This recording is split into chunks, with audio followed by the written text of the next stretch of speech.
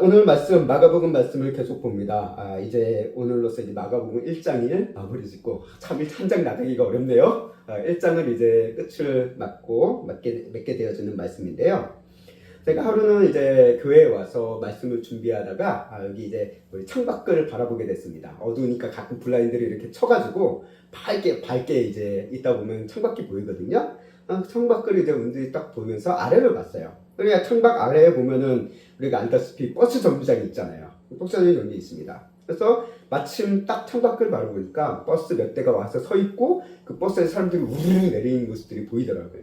그리고 또 살 사람들은 타고 다시 버스가 딱 출발하는 모습을 눈에 들어왔습니다. 그래서 이 버스들을 통해서 많은 사람들이 타고 내리면서 많은 사람들이 발걸음을 옮기는 모습을 보면서 문득 이런 생각을 하게 되었습니다. 저 사람들은 도대체 어디로 가고 있을까라는 생각을 하게 되었습니다.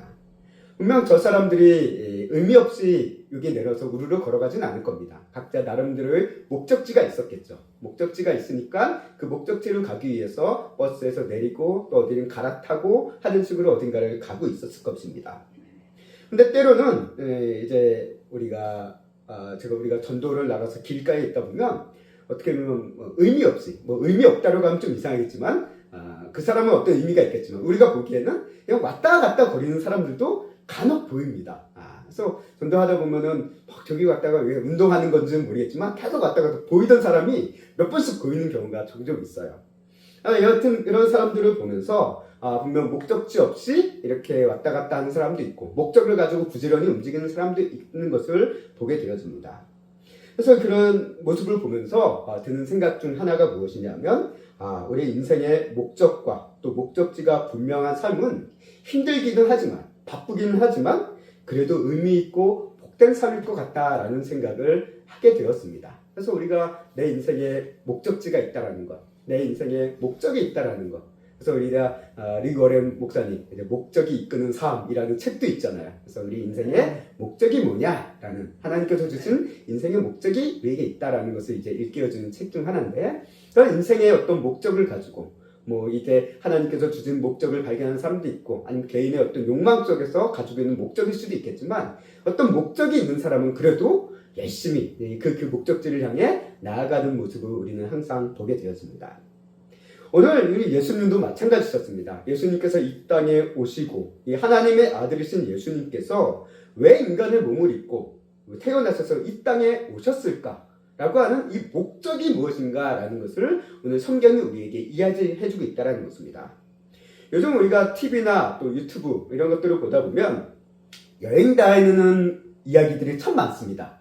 세계 곳곳. 그래서 너무 이젠 흔할 정도예요. 그래서 세계 곳곳에 여행 다니다 보니까 세계 중에 소개가 안 된 곳이 도대체 어디일까 싶을 정도로 여기저기 막 이제 관광지라든가 관광지를 이제 넘어서서 일상에 잘 알려지지 않은 곳까지 찾아가서 사람들에게 이야기하고 하는 이런 것들을 보여주는 영상과 어떤 TV 매체들을 우리는 요즘 많이 보게 되어집니다.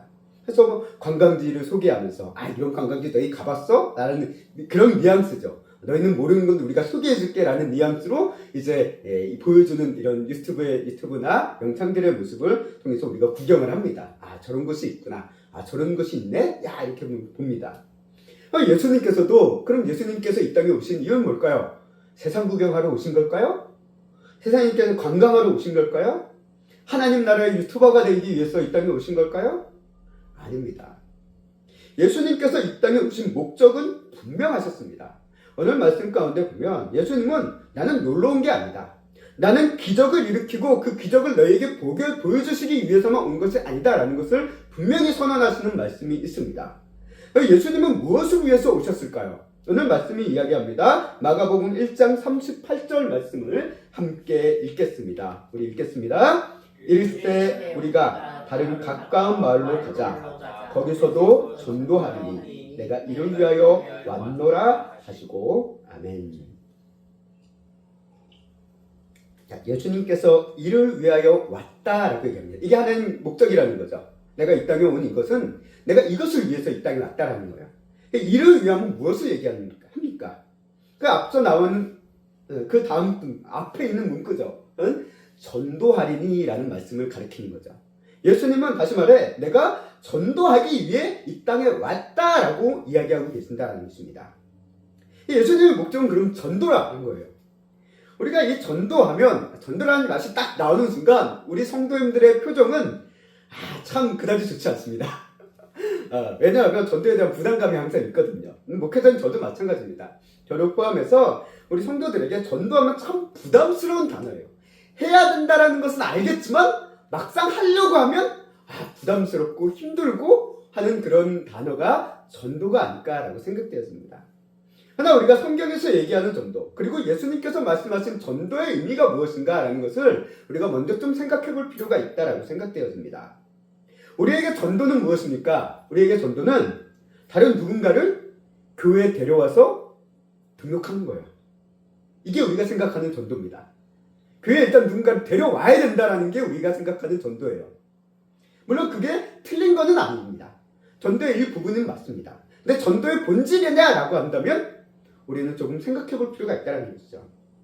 예수님의 전도를 한번 생각해 보시죠. 예수님께서는 이를 위해 하셨다. 내가 전도하기 위해서 왔다라고 하셨는데 예수님의 전도는 어떤 전도입니까? 교회 데려오는 겁니까? 아닙니다. 예수님은 당시에는 교회라는 것이 아직 형성되기 전이기도 한 측면도 있지만 전도는 교회 데려오는 것이 아니다라는 것을 예수님께서 보여주고 계신다는 거예요. 예수님이 이야기한 전도의 본질은 뭐냐? 단 하나입니다. 하나님 나라를 전하는 게 전도예요. 하나님 나라. 예수님은 이 땅에 오셔서 하신 말씀은 단 하나예요. 하나님 나라에 대한 이야기입니다. 하나님 나라. 그 하나님 나라에 대한 이야기를 하다 보니까 그 하나님 나라에 대한 가장 핵심이 어디로 가냐면 예수님의 십자가 복음으로 귀결되어진다. 결론 지어진다라는 것이 이제 우리 기독교에서 얘기하는 하나의 관점이다라는 것입니다. 하나님 나라에 대한 이야기를 하는데 그럼 하나님 나라에 어떻게 들어갔냐? 하나님 나라의 백성이 어떻게 되어지느냐? 라는 것들의 최종 결론은 뭐냐? 예수님의 십자가 복음에 있다라는 것이죠. 그래서 복음하면 전도하면 예수님의 십자가에 대한 이야기로 우리가 항상 이해를 하는 측면이 바로 여기서 시작된다는 것입니다. 예수님의 전도는 결국 하나예요. 아직 예수님은 십자가에 달리시지 않았기 때문에 예수님이 말씀하시는 전도는 단 하나, 하나님 나라에 대한 이야기라는 것입니다. 그럼 예수님께서 어떻게 하나님 나라를 전하셨을까? 오늘 본문 속에 보면 예수님은 다른 마을로 가서 전도하자라는 말씀을 하십니다. 왜 그러셨습니까? 예수님께서 새벽에 막 기도하고 계시니까 제자들이 찾아왔어요. 제자들이 찾아서 다른 사람들이 예수님 찾는데요. 왜 어서 오세요라고 얘기합니다. 가버나움에 있는 또 다른 수많은 사람들 또는 가버나움이 아니더라도 주변 마을 속에 있는 사람들이 예수님의 소문을 듣고 찾아왔겠죠. 근데 예수님 찾는데 이런 많은 사람들이 예수님 찾으니까 오셔야겠습니다 라고 말씀하고 계시는데 예수님께서는 그걸 다들 거절하십니다. 내가 가겠다, 내가 그 사람들을 만나보겠다 라고 얘기하시는 것이 아니라 어떤 말씀을 하십니까? 네, 우리 다른 마을로 가자라고 얘기하신다는 겁니다. 예수님의 목적은 자기를 찾아온 사람들을 그냥 계속 고쳐주는 어떤 기적만을 행하는 그런 일을 하기 위해서 오신 분이 아니라는 거예요. 근데 예수님의 목적은 뭐냐? 내가 전도하기 위해서 왔다라고 얘기하신다는 거예요. 예수님의 목적은 내가 3년 동안 사람들만 계속 기적으로 고치고 하다가 공생의 3년이 끝나는 게 아니라 그게 중요한 게 아니라 진짜 중요한 것은 내가 전도를 하기 위해서 왔다는 거예요. 하나님 나라를 전하기 위해서 왔다라고 가르치고 계셨다는 것입니다. 그래서 다른 말로 가서 전도하자라고 하는 이 말씀 속에는 어떤 의미가 담겨 있냐면 지금 이 마을에서 행했던 일들, 일어났던 일들을 다른 마을에서 똑같이 해야겠다라고 말씀하고 계신다는 거예요. 여러분 예수님께서 이 가버나움, 현재 있는 마을은 가버나움입니다. 가버나움이라는 곳은 어떤 일을 하셨습니까? 이 가버나움이라는 곳에서 예수님께서는 가장 먼저 제자들을 부르셨죠. 회당에서 가르치셨죠. 병을 고치셨죠. 귀신들을 내쫓으셨습니다. 이 말씀을 보다 보니까 그럼 예수님 전도라는 특별한 활동을 하신 게 보이지 않습니다. 우리가 생각하는 전도 하면 어떻습니까? 나가가지고 전단지 돌리든지 예수님의 십자가 복음을 전하든지 하는 일단 실제 전도에 대한 어떤 행위 이것이 있어야 될 것 같은데 예수님의 모습을 보면 전도하러 가자라고 얘기하신 거를 말씀하셨지만 실제 어떤 전도에 대한 우리가 생각하는 전도에 대한 이미지와 행동을 그 마을에서 보여준 게 그다지 없다는 거예요. 그러면 예수님은 실제 전도도 안 하셨으면서 전도하셨다라고 뻥치신 걸까요? 우리 목사님들이 우리 성도님들한테 당신도 전도해야 된다라고 내보내고 목사는 전도 안 하고 하는 것처럼 예수님은 전도 안 하면서 본인은 안 하시면서 사람들에게 전도했다라고 이야기하시는 그런 모습인 걸까요? 그렇지 않습니다. 예수님의 전도는 무엇이냐? 예수님의 전도의 본질을 보여주는 거예요. 예수님은 제자를 분명 부르셨습니다. 회당에서 가르치셨습니다. 병을 고치셨습니다. 귀신을 내쫓으셨습니다. 이 모든 일이 전도 안에 들어가 있다는 거예요. 이 모든 일이 뭡니까? 예수님은 이 모든 일들을 통해서 뭘 보여줍니까? 하나님 나라가 이런 것이다라는 것을 보여주고 있다는 거예요. 하나님 나라에서 회상들을 가르쳤고 하나님 나라를 위해서 제자들을 부르셨고 또 하나님 나라의 능력이 임하니까 병든 자가 고쳐주고 하나님 나라의 역사가 하니까 귀신들이 내쫓자는 하나님 나라는 바로 이런 것이다라는 것을 보여주셨다는 거. 이게 가장 실제적인 전도였다는 것입니다. 내가 하나님 나라를 알아? 하나님 나라에 대해서 이론은 이런 거고 이런 거야. 관광지 책자를 딱 펴놓고 야 사진 보여주고 야 이런 나라가 하나님 나라 이게 아니라 하나님 나라는 실제 이런 것이다.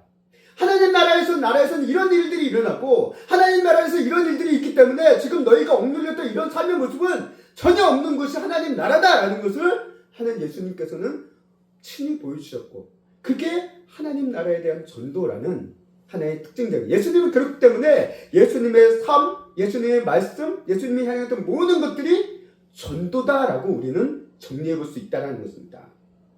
예수님께서는 이렇게 사람들을 통해서 분명히 보여준 것. 나 나가서 전도했어. 나 나가서 몇 사람 만나고 복음을 전하고 이게 아니라 예수님이 보여준 건 뭡니까? 하나님 나라 은혜. 하나님 나라의 다스림. 이것이 너희에게 임하는. 하나님 나라가 임하면 이런 일들이 일어난다. 하나님 나라에 대한 소망이 너희가 있느냐? 너희 하나님 나라를 아느냐? 하나님 나라가 이런 것이라는 것을 알아? 이런 것이라고 알면 너희가 소망해야지, 갈망해야지. 라는 이런 은혜를 불어넣어주는 것이 예수님의 전도였다는 것입니다. 그래서 예수님을 통해 이와 같은 하나님의 나라가 임하는 은혜가 나타나면 사람들에게 고침과 회복의 역사가 다 일어났다는 것을 복음서가 기록하고 있다는 거예요. 단순히 예수님이 어떤 기적을 일으켰냐, 어떤 기술을 내쫓았냐, 이게 중요한 게 아니라 그 기적과 내쫓음의 모든 배경 안에는 뭐가 있냐면 하나님 나라에 대한 역사, 하나님의 통치하심에 대한 역사가 그 안에서 내포되어 있다는 것입니다. 하나님이 다스리니까, 하나님이 역사하니까 모든 것들이 회복된다는 것, 모든 것들이 고침되어지는 것, 악한 영들은 내쫓긴다는 것, 이것을 예수님께서는 친히 보여주고 계신다는 것입니다. 자, 예수님이 이렇게 자신을 찾아온 사람들은 어떻습니까? 아픔 속에 있는 현실의 세상의 사람들에게 너희가 이렇게 힘든 세상을 살지 않느냐? 너희가 이렇게 어려운 세상을 살지 않느냐?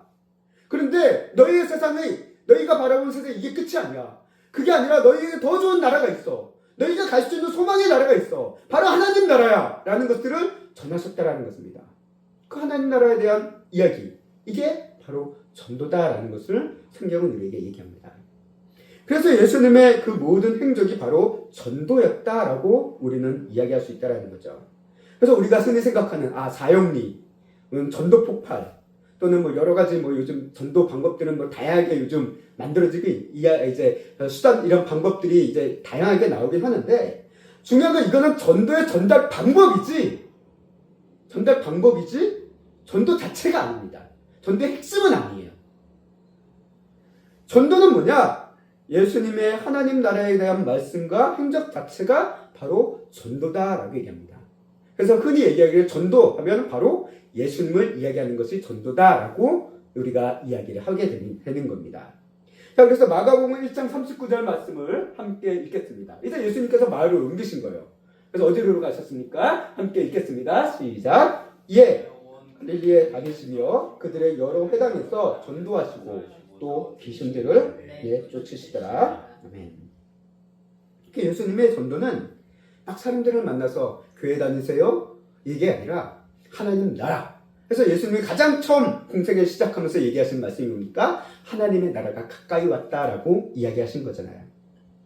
그래서 이 하나님의 나라에 대한 이야기를 하다 보면 결국 그 하나님의 나라에 들어갈 수 있는 가장 궁극적인 키워드는 예수님으로 정리될 수밖에 없다는 거예요. 그래서 전도는 예수님을 이야기하는 거다라고 우리가 이야기를 하게 됩니다. 그래서 이렇게 전도는 예수님을 이야기하는 거예요. 그래서 사람들이 예수님을 만남을 통해 반응이 일어나게 됩니다.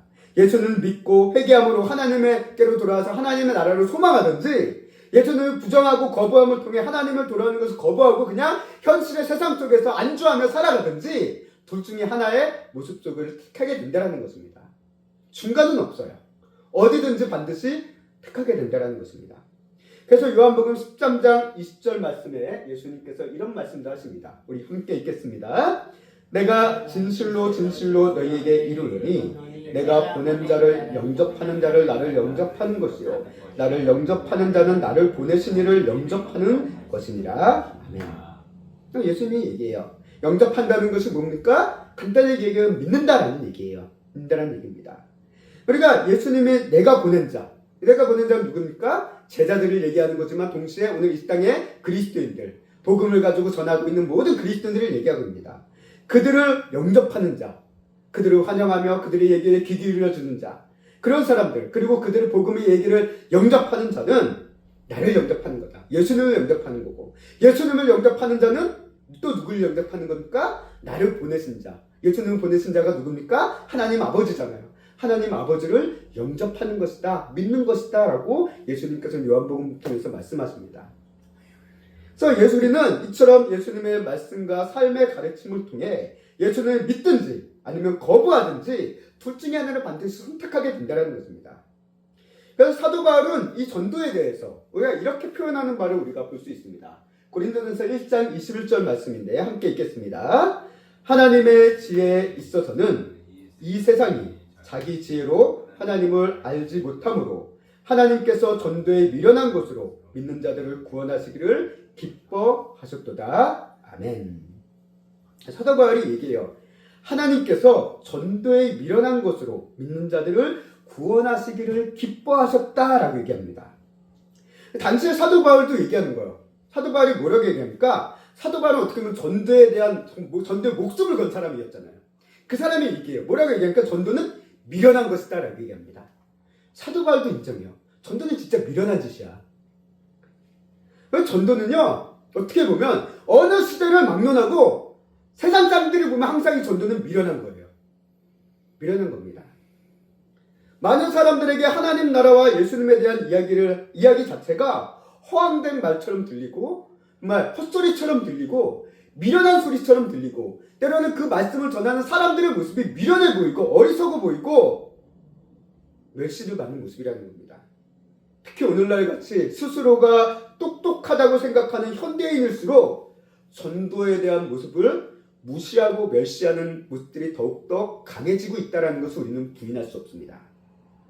그래서 그런 사람들은 얘기하기를 신앙을 가지는 것 자체가 그 사람이 무능하기 때문이다라고 이야기까지 합니다. 무능해서 그래. 의지할 게 없으니까 신의를 의지하지. 능력이 없으니까 신의를 의지하지. 너 무능해. 능력 있는 사람은 결코 신을 의지하지 않아 라고 사람들이 얘기하며 그렇게 전도하는 사람들을 멸시합니다. 무시합니다. 그게 미련해 보인다라고 얘기해요. 그래서 옛날이나 지금이나 전도는 미련한 짓이에요. 미련해 보입니다. 성경에서 얘기해요. 2000년 전이나 지금이나 전도는 미련한 짓이다 라고 얘기합니다. 근데 이 말씀 속에서 또 뭘 얘기합니까? 동시에 공통된 말씀, 관점이 있는데 옛날이나 지금이나 이 세상은 자기 지혜로 하나님을 알지 못한다라고 얘기하고 있다는 거예요. 세상에 어떤 지식이든 어떤 학문이든지 그 학문을 통해서 하나님을 알 길은 없다라는 거예요. 아무리 그것들을 논리적으로 뭐 한다 하더라도 철학적으로 추론해 본다 하더라도 하나님에 대해서 알 수가 없다라는 거예요. 신의 존재에 대해서 막연하게나마 어떤 느끼고 생각해 볼 수는 있겠지만 그게 누구냐라는 것을 알 수 없다는 것입니다.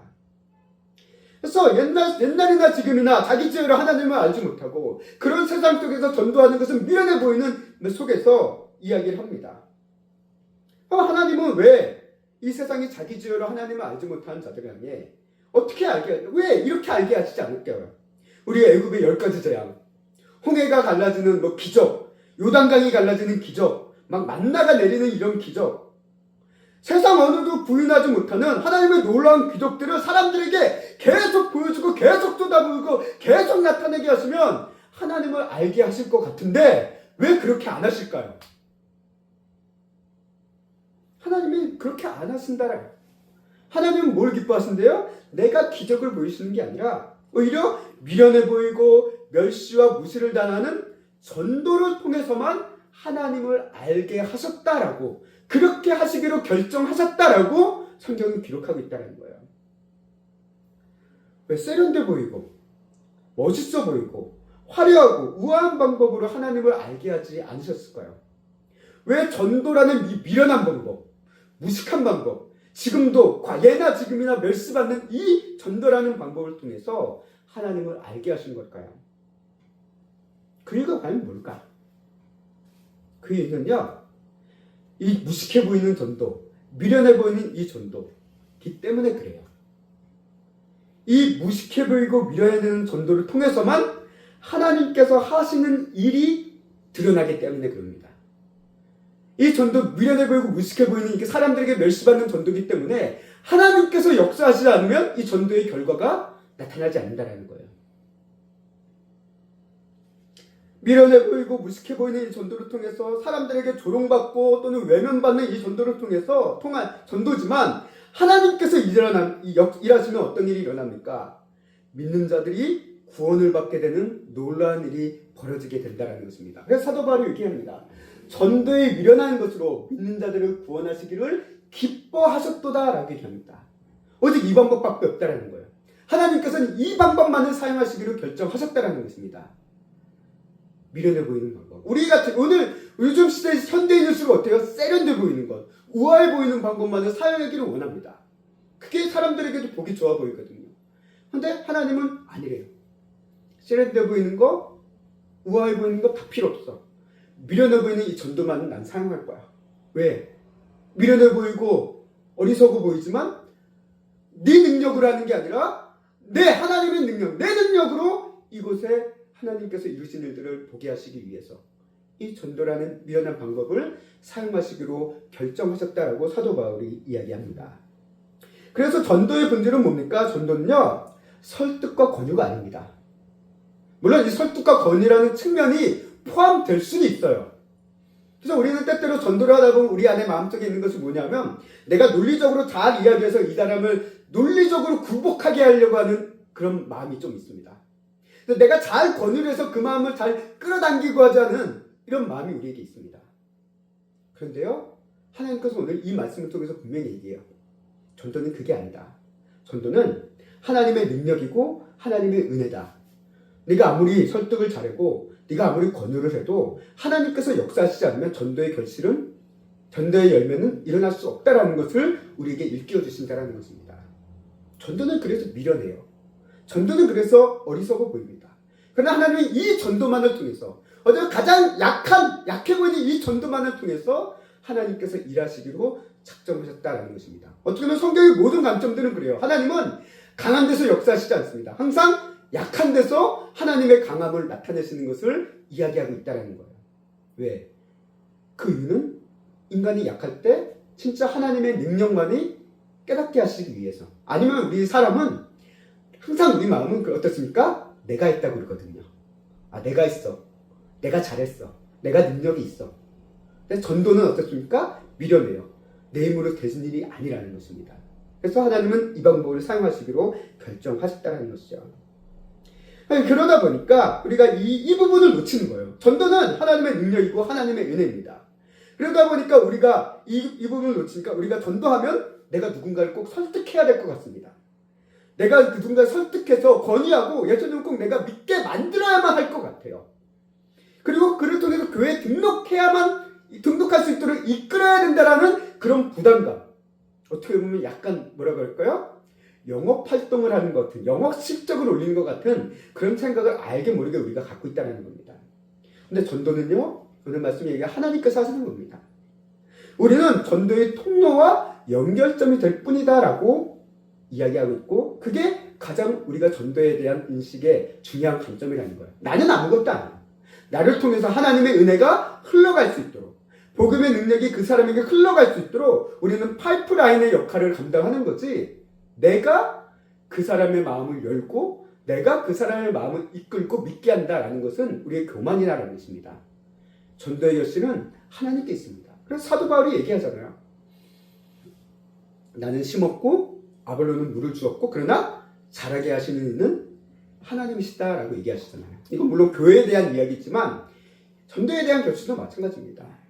우리는 뿌리고 물을 줄 수는 있어요. 그러나 자라게 하시는 것, 믿음의 씨가 자라게 하시는 것은 하나님이시다라는 것입니다. 그래서 전도는 하나님께서 하시는 거예요. 그렇기 때문에 여기서 중요한 점이 발견하게 됩니다. 우리가 주목해야 될 또 하나의 모습, 예수님께서 전도하시기 위해서 왔다라고 하셨는데 그 전도하시기 위해서 무엇을 그 전에 행하셨는가라는 것을 우리가 발견하게 됩니다. 마가복음 1장 35절 말씀 함께 읽겠습니다. 새벽 아직도 밝기 전에 예수께서 일어나 한적한 곳으로 가사 거기서 기도하시더니. 아멘. 오늘 예수님께서 전도하시기 전에 내가 전도하러 가자 라고 하시기 전에 뭘 하고 계셨습니까? 기도하셨다라고 얘기하고 계십니다. 새벽에 기도하셨으니까 새벽 기도하신 거죠. 그래서 때때는 왜 한국교회가 새벽 기도합니까? 라고 하면 예수님께서 새벽 기도하셨으니까 새벽 기도해야지 하고 이제 많이들 이제 얘기를 하는데 뭐 그거는 어떤 그런 여러 가지 약간 우스갯소리도 있겠지만 어쨌든 예수님은 모든 공생의 사역을 위해서 항상 뭘로 준비하셨냐면 기도로 준비하셨다는 것입니다. 예수님께서는 세상의 사람들의 혼란스러움을 피해서 항상 하나님과 대화하는 이 기도의 시간을 늘 가지셨다는 거예요.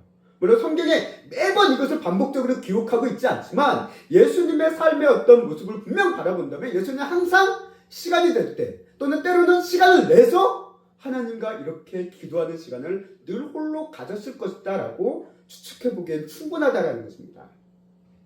한번 생각해보세요. 하나님의 아들이신 예수님, 하나님이신 예수님이 기도하실 이유가 있을까요? 없습니다. 하나님이신데 왜 기도하십니까? 그런데 그 예수님이 기도하셨대요. 참 놀라운 표현입니다. 예수님께서 왜 기도하셨을까? 세상 쪽에 있어 보니까 사람들 때문에 머리가 복잡하고 힘들어 죽겠어. 하나님께 하소연하기 위해서 한적한 대화를 하기 위해서 이 자리에 이런 시간을 가지셨던 걸까요? 그렇지 않습니다. 우리 예수님은 단순히 머리가 복잡해서가 아니라 예수님께 기도에 이런 모범을 보이신 가장 큰 이유는 뭡니까? 하나님의 일은 하나님께서 하시기 때문에 그래요. 하나님의 아들이시지만 하나님이시기에 기도 없이 모든 것들을 행하실 수 있는 분이지만 예수님은 그 하나님의 자리를 이미 지금 잠시 내려놓고 육신의 몸을 입고 이 땅에 오셨습니다.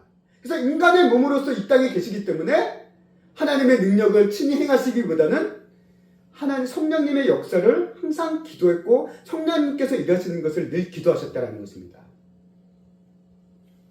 그렇기 때문에 예수님은 이렇게 기도하는 모습, 오늘 우리도 마찬가지입니다. 우리 예수님마저도 이렇게 기도에 늘 힘쓰셨고 하나님의 일을 위해서 전도를 위해서 늘 기도하셨는데 우리는 얼마나 더 기도가 필요하겠습니까? 우리에게도 이렇게 하나님과 기도할 한적한 곳, 한적한 장소, 한적한 시간이 반드시 필요하다는 거예요. 그래서 이것을 교회에서는, 기독교에서는 기도의 골방이라고도 표현을 합니다. 그래서 우리가 하나님과 홀로 1대1로 교제할 수 있는 곳이 우리 그리스도인들에게 반드시 필요하다는 거예요. 우리가 이렇게 교회에 모여서 오늘 단회의 기도회도 오늘 또 저녁에 있어서 힘드실 수 있겠지만 교회에 모여서 함께 마음을 모아 기도하는 것도 정말 중요합니다. 정말 필요합니다. 그러나 또한 동시에 그것만으로 우리의 신앙의 생활을 전부로 끝내면 안 되고 우리는 하나님과 혼자 만나는 개인의 기도 시간 또한 가지셔야 된다는 거예요. 이게 매우 중요하다는 거예요. 예수님은 하나님 나라의 사명을 감당하시기 위해서 늘 기도하셨습니다. 하나님이시기에 기도할 필요가 없는 예수님이셨지만 인간의 몸으로 스스로 낮아지셨기 때문에 기도를 통해서 성령님의 역사하심을 통해 하나님의 뜻이 온전히 이루어질 수 있도록 늘 하나님의 사명을 감당하시기 위해서 기도로서 준비하고 나아가셨음을 우리는 보게 됩니다. 예수님께서 제자들이 계시잖아요. 귀신을 내쫓을 때 그 어떤 변화산 아래에서 귀신 들린 아이, 병든 아이의 귀신을 쫓아내지 못하자 예수님께서 제자들이 예수님 우리는 왜 못해요? 라고 얘기할 때 뭐라고 하십니까? 기도 외에는 이런 일이 일어날 수 없다라고 얘기했습니다. 하나님의 일은 기도를 통해서만 이루어져 간다라는 것입니다. 이처럼 예수님은 하나님의 나라의 사명과 여정을 기도를 통해서 성령님의 나타나심과 일하심을 통해서만 할 수 있는 것이다라는 것을 이 공생의 모습을 통해서 우리에게 계속 보여주셨다라는 거예요. 그렇기 때문에 전도 역시 하나님이 이 기도 없이 될 수 없는 일이다라는 것을 오늘 이 말씀이 우리에게 또한 보여주고 있습니다. 우리가 기도 없이 전도는 할 수 있어요. 또 기도 없이 전도를 하다가 어떤 결실이 우리 안에 들어올 수는 있습니다. 그러나 전도를 통해, 기도 없는 전도를 통해서는 하나님의 은혜와 하나님의 능력의 역사는 일어나지 않는다라는 거예요. 그래서 제가 어떤 전도 폭발을 이제 배울 때 이야기합니다. 기도하면 우리가 기도하지 않고 전도의 열매가 있는 것은 의심해 봐야 된다는 얘기를 해요. 네, 사단이 주는 걸 수도 있거든요. 그 혼란을 일으킬 수도 있거든요. 또한 그리고 기도하면서 전도하면 할 때 전도의 열매가 없을 수도 있다라고 해요. 그러나 기도하며 전도할 때 하나님께서 주신 열매는 반드시 언젠가 맺는다라는 이야기를 합니다. 물론 이런 표현을 하진 않았어요. 지금 제가 약간 떠올려가면서 약간 좀 각색한 걸 이제 표현이 바뀌어진 걸 수도 있지만 그런 이야기를 제가 배운 기억이 있었습니다. 우리가 전도라는 것, 기도 없이 할 수 있습니다. 그러나 기도 없이 하는 전도는 어떻게 보면 위험한 전도일 수 있다는 것. 전도는 항상 기도해야 됩니다. 아니, 하나님의 모든 일들은 우리가 기도하면서 준비해 나가야 된다는 것을 우리는 일깨워주고 있다는 것입니다. 이렇게 하나님은 전도라는 이 미련한 방법 위에 하나님의 은혜와 능력이 나타날 때 전도는 어떻게 됩니까? 미련한 것이 아니라 믿는 자를 구원으로 인도하는 은혜의 길이고 유일한 방법이다라는 것을 고린도는 사도 바울도 얘기하고 있고 예수님께서도 친히 그의 삶의 모습을 통해서 우리에게 보여주십니다. 그래서 예수님께서는 제자들에게 다음과 같은 말씀을 하시죠. 사도행전 1장 8절 말씀 함께 읽겠습니다. 시작. 오직 성령이 너희에게 임하시면 받고 예루살렘과 온 유대와 사마리아와 땅까지 이르러 내 증인이 되리라 하시니라. 아멘. 예수님께서 말씀했습니다. 내 증인이 되라 라고 말씀하십니다. 우리가 전도에 대해서 우리가 신학적으로 복음을 설명하고 증명하는 것, 이런 부담이 우리에게 있습니다. 나 신학을 못 배웠으니까 전도를 못해. 신학에 대해서 잘 모르니까 전도를 못하겠어. 이게 아니에요. 전도는요, 신학적으로 몰라도 할 수 있습니다. 전도는 뭡니까? 전도는 예수님의 증인되어지는 것입니다. 예수님 증인돼요. 신학적으로 신학적인 용어를 사용해서 이야기하라는 게 아니에요. 전도는 내 증인되라 라고 얘기하고 있다는 거예요. 예수님의 증인이 되는 것입니다. 그런데 우리 그리스도인이 예수님의 증인이 되려면 우리의 삶에 예수님을 만나야 돼요. 예수님을 경험하지 않으면 우리는 증인이 될 수가 없습니다. 내가 경험하지 못하는 일에 대해서 증언을 한다면 이거는 뭡니까? 거짓 증인이잖아요. 우리는 예수님을 경험해야 돼요. 예수님을 만나야 됩니다. 예수님을 통해서 역사하는 하나님 나라의 그 은혜를 우리가 경험해야지만 예수님이 이겁니다. 하나님 나라는 이거예요. 라고 우리가 전할 수 있다는 거예요. 증인이 될 수 있다는 것입니다. 그러면 우리가 어떻게 예수님을 만납니까? 우리의 삶 속에서 어떻게 이 2000년 전의 예수님, 부활 승천해서 이제 하나님 우편에 계신 이 예수님을 우리가 어떻게 만나고 어떻게 경험할 수 있습니까?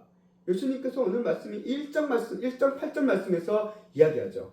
오직 성령이 너희에게 임하시면 이라고 말씀하십니다. 우리가 예수님을 만날 수 있는 것은 성령님을 통해서만 가능하다라는 거예요.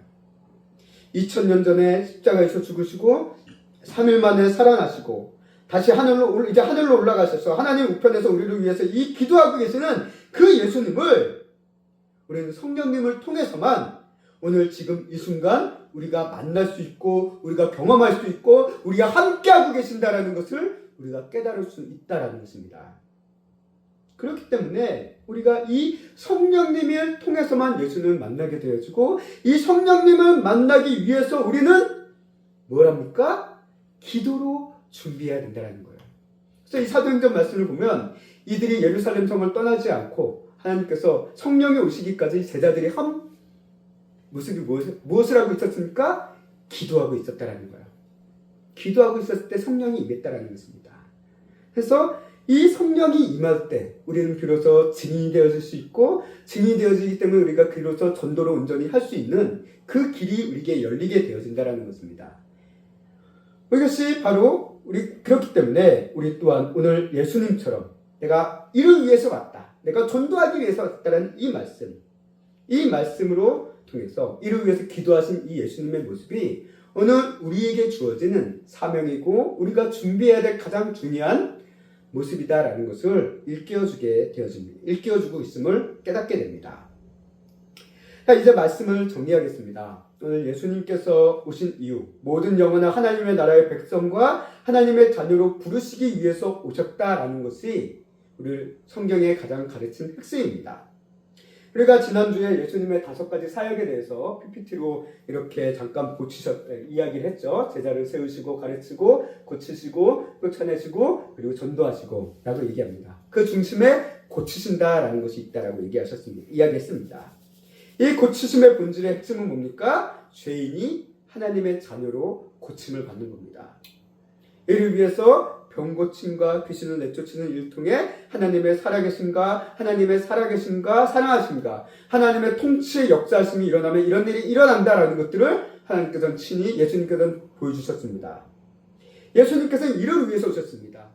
고치시기 위해서, 이 고침을 위해서는 하나님의 나라가 전해져야 된다는 것이고, 이를 하나님 나라를 전하는 것이 바로 전도다라고 얘기하셨고, 예수님은 이 하나님의 전도라는 하나님의 뜻을 일깨워주는 유일한 길인 이 전도를 통해서 하나님의 구원하심과 은혜를 경험해야 하고 하나님의 나라를 바라보고 소망할 수 있도록 오셨다라는 것이 예수님의 가장 큰 목적이셨다라는 것을 우리에게 일깨워주고 계십니다. 오늘 우리가 세상 나라 속에서, 현실이라는 이 세상 나라 속에서 고난과 괴로움과 두려움과 불안으로 힘들어하는 저와 여러분들에게 예수님은, 성경 말씀은 하나님 나라에는 하나님의 구원의 은혜와 사랑과 치유와 회복이 있음을 우리에게 분명 보여주고 있습니다. 우리를 하나님의 자녀로, 하나님의 백성으로 만들어주시기 위해서 이 땅에 오셨고, 그리고 이제 이 예수님의 사명이 누구에게 주어졌습니까? 저와 여러분들에게 주어졌다라는 것입니다. 내가 가졌던 이 사명을 이제 너희에게 맡긴다라고 예수님께서는 맡기셨어요. 그게 지상 대사망이잖아요. 지금 마태복음 말씀, 또 이제 사도행전 말씀, 이런 말씀들을 통해서 이 일, 하나님 나라를 전하는 이 일을 내가 이제 너희에게 맡긴다라고 맡기셨습니다. 그것이 결코 변할 수 없는, 절대 변할 수 없는 교회와 성도의 사명이고, 이 사명을 감당하기 위해서는 우리는 항상 기도로 준비해 나가야 됨을 예수님께서 우리에게 일깨워주고 계심을 오늘 말씀을 통해서 보게 됩니다. 오늘 나는 무엇을 위해 교회와 이 믿음의 자리에 있습니까? 나는 무엇을 위해 정말 이 믿음으로 살고 있습니까?